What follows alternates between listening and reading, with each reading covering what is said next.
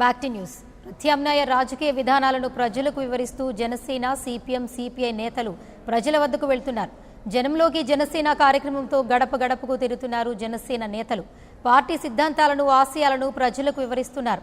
విజయవాడలో సెంట్రల్ నియోజకవర్గంలో గత కొద్ది రోజుల నుంచి కొనసాగుతున్న జనంలోకి జనసేన కార్యక్రమంపై మరింత సమాచారం మా ప్రతినిధి శ్రీనివాస్ అందిస్తారు. జనసేన కార్యక్రమం విజయవంతంగా జరుగుతుంది. విజయవాడలోని అన్ని నియోజకవర్గాల్లో కూడా కొనసాగుతుంది. అలాగే నూతన ప్రత్యామ్నాయ రాజకీయ విధానాలు చూస్తూ జనసేన, సిపిఎం, సిపిఐ పార్టీలు కూడా ప్రజల వద్దకు వెళ్తున్నాయి.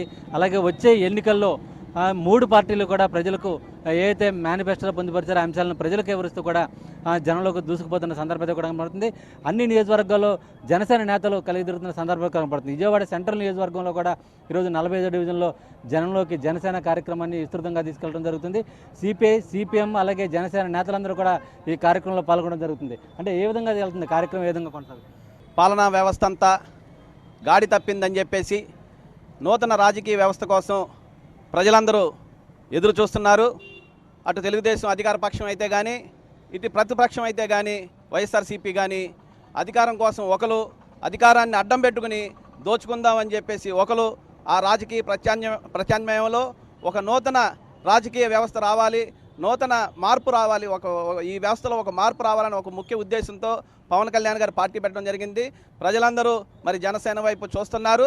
దానిలో భాగంగా ఈరోజు సెంట్రల్ నియోజకవర్గంలోని 45వ డివిజన్లో మేము జనంలోకి జనసేన అనే కార్యక్రమాన్ని శ్రీకారం చుట్టాం. దీనికి ప్రజలందరూ పూర్తి మద్దతు ఇస్తున్నారు. సెంట్రల్ నియోజకవర్గంలో అత్యధిక మెజారిటీ తీసుకుని వచ్చే విధంగా జనసేన పార్టీ కృషి చేస్తుందని వామపక్షాలతో మేము ఈ సభాముఖంగా తెలియజేస్తూ ఈ యాత్రని ఈరోజు 45వ డివిజన్ నుంచి ప్రారంభిస్తున్నాం. అలాగే కార్యక్రమంలో సిపిఎం రాష్ట్ర నేత బాబురావు ఉన్నారు. సరే, ఏ విధంగా ఉంటుంది ప్రజల నుంచి రెస్పాన్స్, ఏ విధంగా కొనసాగుతుంది? ఎంత తొందరగా చంద్రబాబు నాయుడు ప్రభుత్వం పోతే మంచిదా అని ప్రజలందరూ ఎదురు చూస్తున్నారు. రెండో వైపు వైసీపీ ప్రతిపక్షంగానే బాధ్యత నిర్వహించలేనటువంటి పార్టీ ఇక అధికార పక్షంగా వాళ్ళు ఏం బాధ్యత చేస్తారు? వాళ్ళ నాన్నగారి పరిపాలన అడ్డం పెట్టుకుని 1,00,000 కోట్ల రూపాయల అవినీతికి పాల్పడి శుక్రవారం కోర్టులకు తిరిగేటువంటి జగన్ గారు ముఖ్యమంత్రి అయితే, ముఖ్యమంత్రి కాకుండానే 1,00,000 కోట్లు తిన్నారు. ముఖ్యమంత్రి అయితే ఎన్ని లక్షల కోట్లు తింటారు? కాబట్టి ఆలోచించండి. బీజేపీ మీద పోరాడేది జనసేన, వామపక్షాలే. ప్యాకేజీ పాచిపోయిన లడ్డూలని మొట్టమొదటిగా మాట్లాడింది పవన్ కళ్యాణ్ గారు. వామపక్షాలు హోదా కోసం జైలుకి వెళ్ళి కూడా పోరాటం సాగిస్తున్నాం.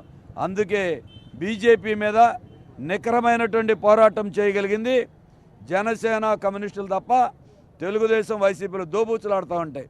ఒకళ్ళు వదిలేస్తే ఇంకోళ్ళు పట్టుకుంటారు. వాళ్ళకి రాష్ట్రం అవసరంలా, వాళ్ళ కేసులు పోతే చాలు. అందుకే ఇవన్నీ వివరించడానికి సెంట్రల్ నియోజకవర్గంలో జనసేన, కమ్యూనిస్టులు పాదయాత్ర చేస్తున్నాం. ప్రజల నుండి స్పందన ఉంది. రాబోయే కాలంలో తెలుగుదేశానికి, వైసీపీకి బుద్ధి చెప్పి ఈ నూతన రాజకీయ ప్రత్యామ్నాయాన్ని ముందుకు తీసుకొచ్చారు. ఆదరణ ఇస్తుంది. అందరినీ మరింతగా అండదండలు ఇవ్వాల్సిందిగా మేము కోరుతా ఉన్నాం.